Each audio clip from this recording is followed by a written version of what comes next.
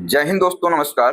तो railway group D का जो एग्जाम हुआ था 27 नवंबर को सेकेंड शिफ्ट में, इसमें जो साइंस के क्वेश्चन पूछे गए थे उन क्वेश्चंस को इस क्लास में हम लोग देखने वाले हैं। तो आप लोग जो है एक एक क्वेश्चंस को अच्छे से पढ़िएगा, साथ में हम एग्जाम फैक्ट भी कराएंगे, उनको आप लोग नोट करते चलिएगा। ठीक है, तो आई क्लास को शुरू करते हैं। पहला क्वेश्चन पूछा गया था कि एक उखड़े हुए पौधे को धूप में छोड़ दिया गया, कुछ घंटों बाद पौधा मुरझाया हुआ और कमजोर दिखने लगा। इसका सबसे संभावित कारण क्या हो सकता है? ये क्वेश्चन एग्जाम में पूछा गया था। तो इसका दोस्तों जो संभावित कारण है, ये जाइलम के माध्यम से जल का संवहन अवरुद्ध हो गया था, इसलिए दोस्तों ये कुछ घंटों बाद पौधा मुरझाया हुआ और कमजोर दिखने लगा। इस राइट आंसर हो जाएगा ऑप्शन नंबर पहला। साथियों, जाइलम की बात की जाए तो यह पौधे में जड़ से पत्तियों तक जल और खनिज लवणों का संवहन करता है। यह भी एग्जाम में कई बार पूछा जाता है, जो जाइलम इसका कार्य क्या होता है। तो इसका कार्य होता है कि पौधों में जड़ से पत्तियों तक जल और खनिज लवणों का संवहन करना। पौधा उखड़ने के बाद जड़ों से पानी का अवशोषण बंद हो जाता है और जाइलम के जरिए जल का जो संवहन है ये रुक जाता है, जिससे वाष्पोत्सर्जन के कारण पौधा मुरझा जाता है। ठीक है, नेक्स्ट क्वेश्चन है कि निम्नलिखित में से कौन सा गैस पर दबाव बढ़ाने का परिणाम है? तो यहाँ पर दोस्तों जो अंतरकण स्थान में कमी, ये जो है गैस पर दबाव बढ़ाने का परिणाम है। राइट आंसर हो जाएगा ऑप्शन नंबर चौथा। गैसों में संपीडितता बहुत अधिक होती है। जब किसी गैस पर उच्च दबाव लगाया जाता है तो उसके कण एक दूसरे के बहुत पास आ जाते हैं, जिससे उनके बीच का जो अंतरकण स्थान है ये कम हो जाता है, और इसी सिद्धांत पर जो एलपीजी और सीएनजी सिलेंडर हैं ये काम करते हैं। ठीक है, ये बात आपको समझ में आ गई होगी। साथियों, अगर आप लोग इस क्लास की पीडीएफ चाहते हैं तो डिस्क्रिप्शन बॉक्स में जो है टेलीग्राम लिंक हमने दे दिया है, उसको ज्वाइन कर लीजिए और वहां से जो है आप लोग इस क्लास की पीडीएफ भी डाउनलोड कर सकते हैं। साथियों, अभी जो है टेलीग्राम बंद कर दिया गया है, इसलिए आप लोग जो है पीडीएफ के लिए कमेंट बॉक्स में आप लोग कमेंट जरूर करिएगा। ठीक है, अगला क्वेश्चन है कि निम्नलिखित में से कौन सा रासायनिक ऊर्जा को ऊष्मा ऊर्जा में बदलने का सबसे अच्छा उदाहरण है? बेटा, यहाँ पर जो लकड़ी का जलना है ये रासायनिक ऊर्जा को ऊष्मा ऊर्जा में बदलने का सबसे अच्छा उदाहरण है। तो राइट आंसर हो जाएगा ऑप्शन नंबर चौथा।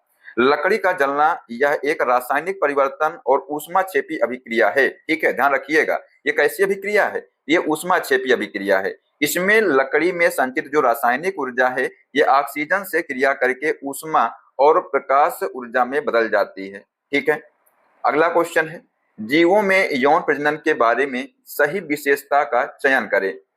तो यहाँ पर साथियों यह संतान में दो माता पिता के डीएनए को जोड़ता है, ये इसका सही कथन है। ठीक है, तो राइट आंसर हो जाएगा ऑप्शन नंबर तीसरा। लैंगिक या यौन प्रजनन, इसमें जो है नर मतलब फादर और मादा मतलब मदर, दोनों युग्मकों का संलयन होता है, जिसके परिणाम स्वरूप बनने वाले जो युग्मनज हैं इनमें दोनों माता पिता का डीएनए आपस में जुड़ता है। यही कारण है कि संतान में आनुवांशिक विविधता पाई जाती है। ठीक है, नेक्स्ट क्वेश्चन है फसलों के लिए पानी की उपलब्धता में सुधार के लिए सिंचाई में नई पहलों का हिस्सा निम्नलिखित में से कौन सा तरीका है? तो यहाँ पर दोस्तों खाद डालना और रासायनिक छिड़काव ये नहीं है, ड्रिप सिंचाई और फसल चक्रण ये भी नहीं है, स्प्रिंकलर सिंचाई और जुताई ये भी नहीं है, वर्षा जल संचयन और वाटर शेड प्रबंधन ये इसका राइट आंसर हो जाएगा। ठीक है, ध्यान रखिएगा, तो ऑप्शन नंबर चौथा है इसका करेक्ट आंसर हो जाएगा।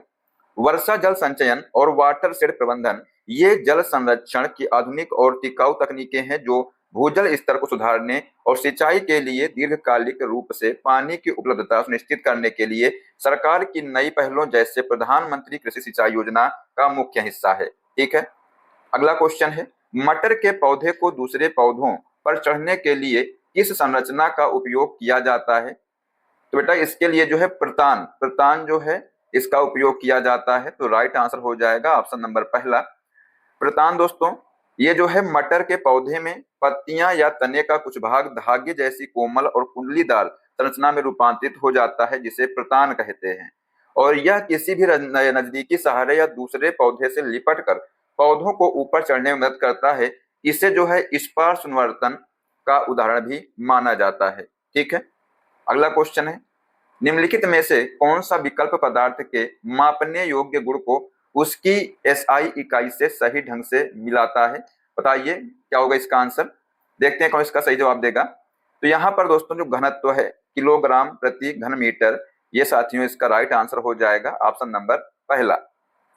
दोस्तों जो घनत्व है, घनत्व का जो सूत्र होता है द्रव्यमान बटे आयतन होता है। ठीक है, इसकी जो इकाई है, मतलब जो इसकी एसआई इकाई होती है किलोग्राम प्रति मीटर क्यूब होती है। तापमान की साथियों जो एसआई इकाई है क्या होती है, केल्विन होती है। अगर आपसे पूछा जाए जो आयतन है इसकी जो एसआई इकाई है क्या होती है, तो घन मीटर होती है। यहाँ पर घन सेंटीमीटर दिया है इसलिए ये नहीं होगा, ठीक है। तापमान दोस्तों इसकी जो कैलोरी दिया है ये भी नहीं होगा क्योंकि इसकी जो है केल्विन होती है। और दोस्तों जो पास्कल है, पास्कल साथियों जो है ये दबाव का जो है एसआई मात्रक है। तो यहाँ पर न्यूटन दिया है जो कि साथियों बल का एसआई मात्रक है। तो यहाँ पर साथियों ये भी गलत है, तो राइट आंसर हो जाएगा ऑप्शन नंबर पहला, ठीक है। अगला क्वेश्चन है कि सांद्रित सल्फ्यूरिक एसिड को निर्जलीकरण करने वाला एजेंट माना जा सकता है क्योंकि यह निम्नलिखित में से किससे पानी निकालता है। तो इसका राइट आंसर हो जाएगा ग्लूकोज, ठीक है। ऑप्शन नंबर दूसरा इसका राइट आंसर हो जाएगा। सांद्र सल्फ्यूरिक अम्ल, इसका सूत्र होता है H2SO4। ये भी एग्जाम में कई बार पूछा गया है।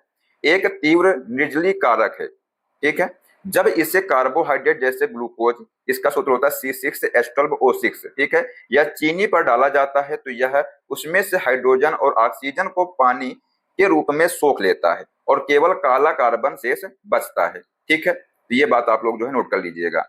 अगला क्वेश्चन है, यदि एक तार की लंबाई दोगुनी कर दी जाए और उसके अनुप्रस्थ काट का जो क्षेत्रफल है ये आधा कर दिया जाए तो उसका जो प्रतिरोध दोस्तों है ये क्या होगा, ये आपसे यहाँ पर पूछा गया है। तो बेटा यहाँ पर जो प्रतिरोध है इसका सूत्र क्या होता है, R equal to rho L upon A होता है।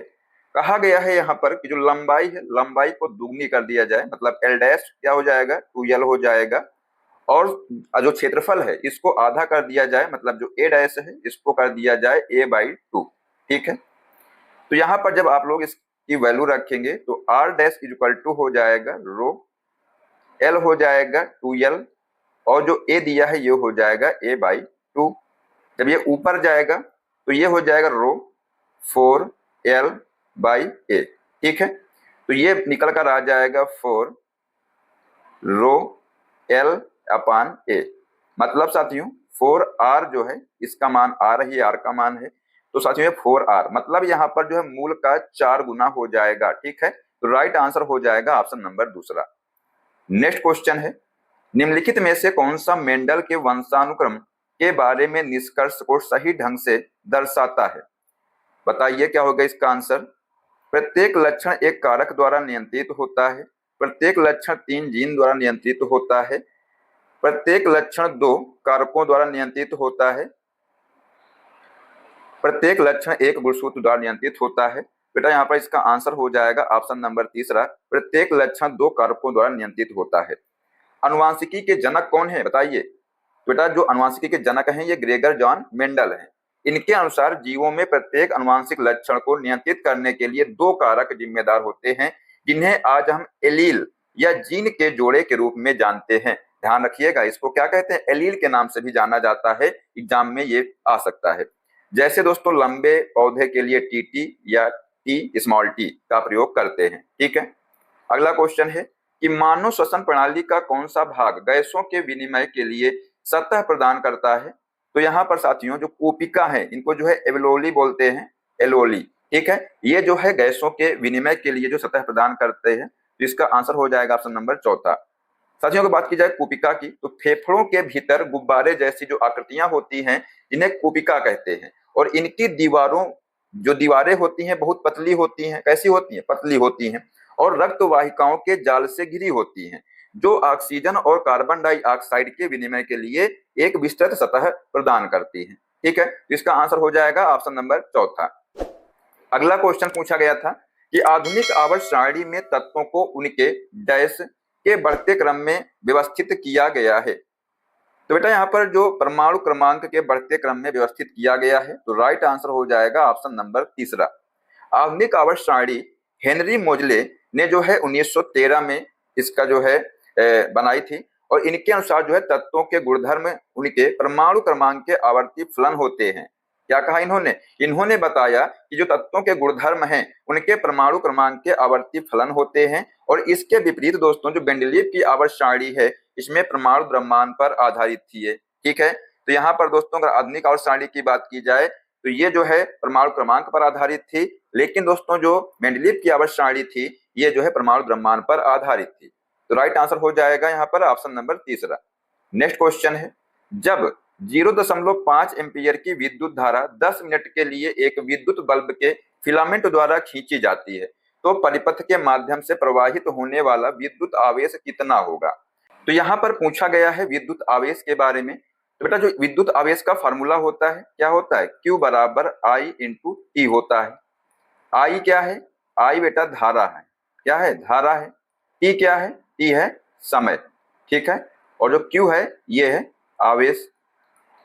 तो यहाँ पर क्या दिया हुआ है, दिया हुआ है जो 0.5 एम्पियर की विद्युत धारा, मतलब जो I का मान है कितना दिया है 0.5 एम्पियर, और T का मान कितना दिया है 10 मिनट दिया है, इसको बदलेंगे सेकंड में तो इंटू 60 कर देंगे।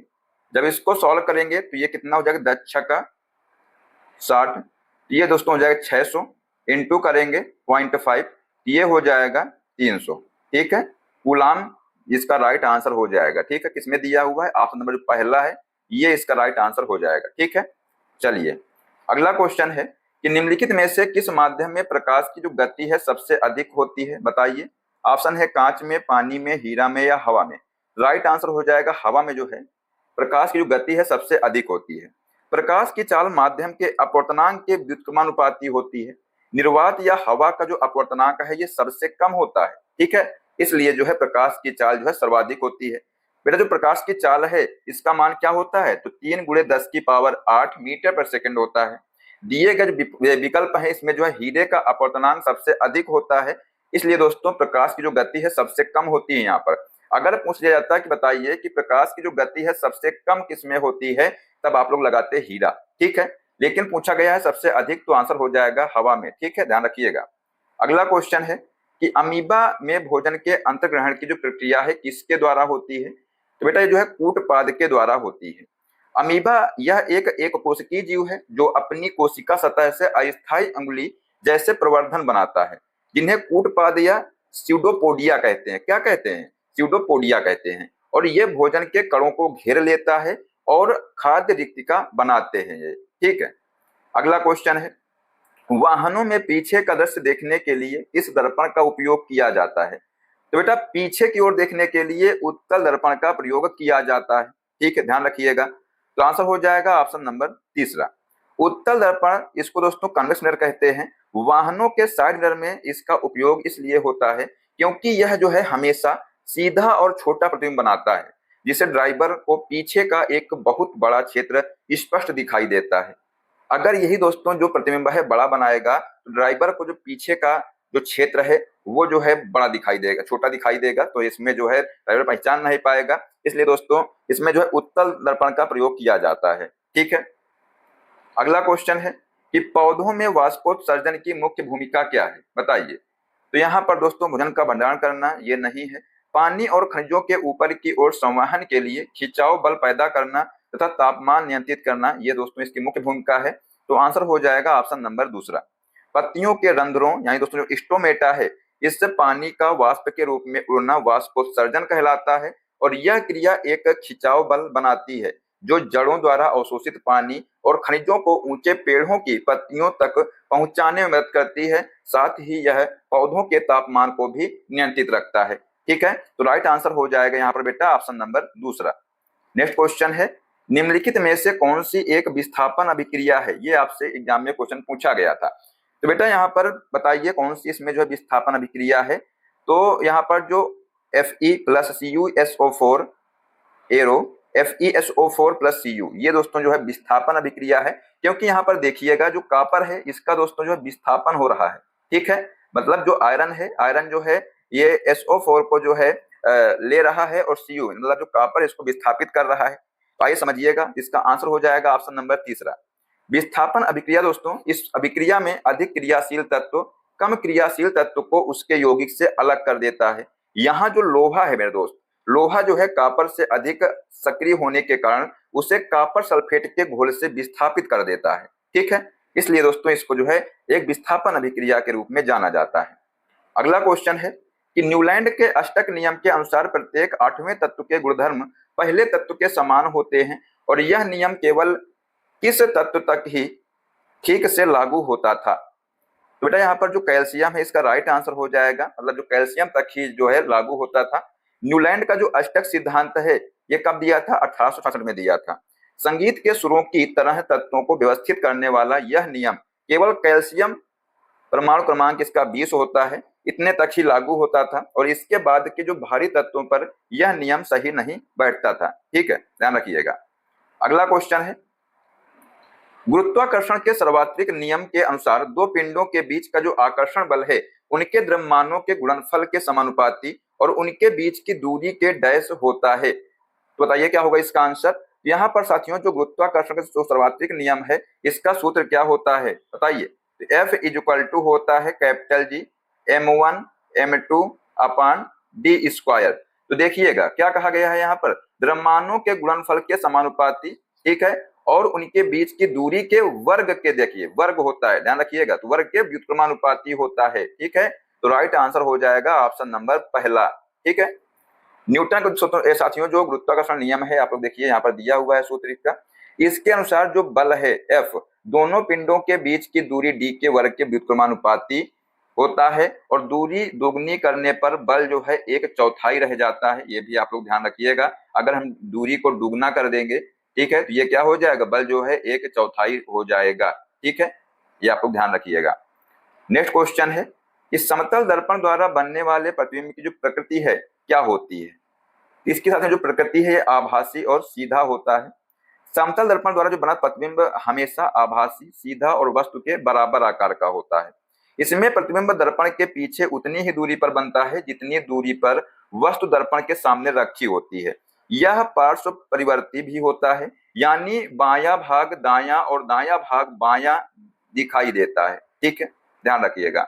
नेक्स्ट क्वेश्चन है, मस्तिष्क का कौन सा भाग हृदय गति और रक्तचाप जैसी अनैच्छिक क्रियाओं को नियंत्रित करता है? तो यहाँ पर साथियों जो मेडुला ऑब्लांगेटा है ये जो है हृदय गति और रक्तचाप जैसी जो अनैच्छिक क्रियाएं हैं इनको नियंत्रित करता है। राइट आंसर हो जाएगा ऑप्शन नंबर दूसरा। मेडुला ऑब्लांगेटा यह पश्च मस्तिष्क का हिस्सा होता है। किसका हिस्सा होता है?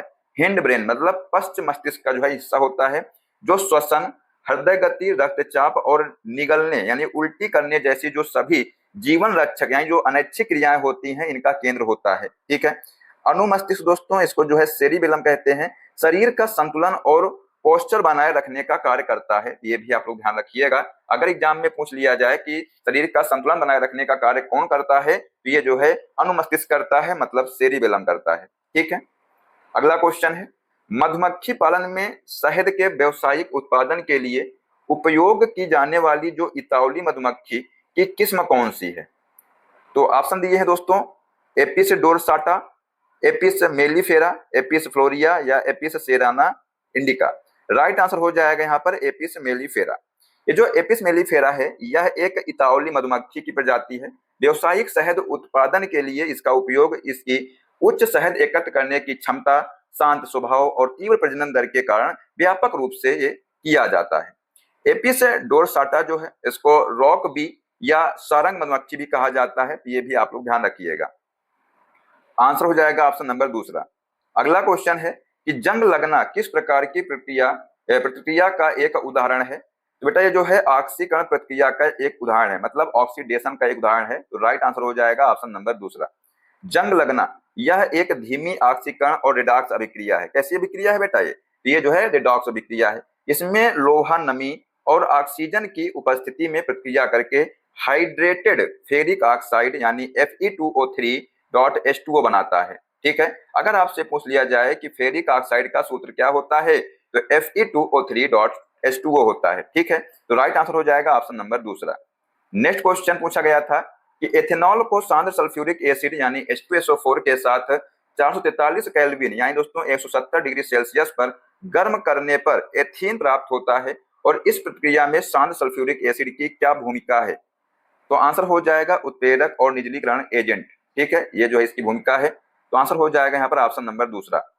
बात करें दोस्तों निर्जलीकरण की, तो सांद्र H2SO4 उच्च तापमान पर एथेनॉल, इसका सूत्र होता है C2H5OH में से जल का एक अणु H2O बाहर निकाल देता है, जिससे एथेन यानी CH2 double bond CH2 gas बनती है। क्या बनती है? तो इसमें जो है एथेन गैस बनती है। ठीक है, तो यहाँ पर दोस्तों हमने आपको 25 क्वेश्चन जो है सेकंड शिफ्ट में पूछे गए थे, इनको करा दिए हैं। आप लोग इन सभी क्वेश्चंस को अच्छे से देखिएगा।